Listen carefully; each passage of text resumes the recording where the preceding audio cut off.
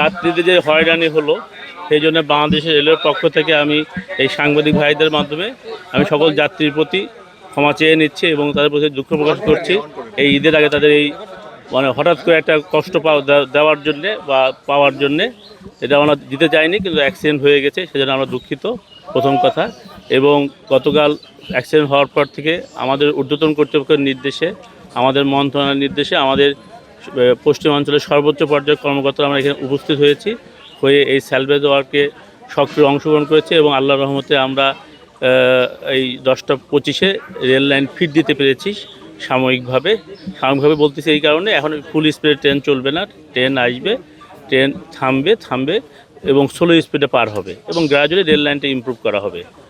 আর আপনারা দোয়া করবেন যেন এরকম আর দুর্ঘটনা না ঘটে এবং সেই জন্য আমরা রেলের পক্ষ থেকে সচেষ্ট থাকবো এবং আপনাদের কোনো ইনফরমেশন থাকলে অবশ্যই আমাদের জানাবেন।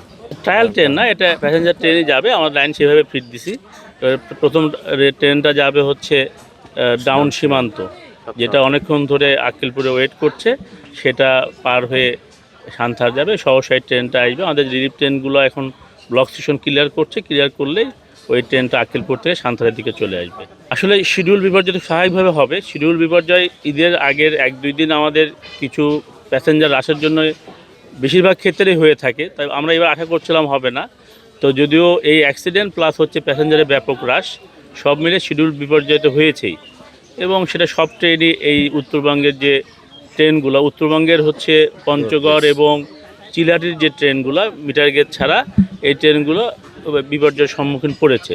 যেহেতু আমাদের সর্বাত্মক চেষ্টা ছিল মিনিমাম বিপর্যয় করা। আমরা জানেন আপনারা ট্রান্সশিপমেন্টের মাধ্যমে, ট্রান্সশিপ অর্থাৎ আমরা আমাদের অ্যাক্সিডেন্ট স্পটের কাছে ঢাকা থেকে ট্রেন নিয়ে এসে প্যাসেঞ্জারকে নামায়ে আমাদের এই অ্যাক্সিডেন্ট স্পট পার হয়ে সাতিয়ান গ্রামে আমাদের ট্রেন ছিল, সেখানে আমরা পার করে প্যাসেঞ্জারদের পার করেছি। যদিও তাদের এই নেমে হেঁটে যাওয়াতে তাদের কষ্ট হয়েছে, সেজন্য আমি আবার দুঃখ প্রকাশ করছি। কিন্তু আমাদের তরফ থেকে তাদের মিনিমাম কষ্ট দেওয়ার চেষ্টা ছিল, কিন্তু সেই কষ্টটা আমরা দিতে বাধ্য হয়েছি, উপায় ছিল না। তারপরেও আমরা কষ্ট লাঘব করে তাদেরকে তাদের যাত্রাস্থল, তাদের যে ঈদে ঘর ফেরা, নিজের ঘরে ফেরা, স্বপ্নের জায়গায় যাওয়ার চেষ্টা করেছি আমরা। যেমন এই যে সীমান্ত এক্সপ্রেস যেটা বলতেছি, সেটা কিন্তু কালকে রাত্রে এটা মোটামুটি 10টার দিকে যাওয়ার কথা, সেটা এখন আমি সকাল 10টায় বলতেছি ট্রেনটা যাবে। কাজে এরকম বিভিন্ন ট্রেনেই বিপর্যয় হয়েছে, কাজে ওইভাবে স্পেসিফিক টাইমটা এখন বলতে পারছেন, বিপর্যয় হয়েছে।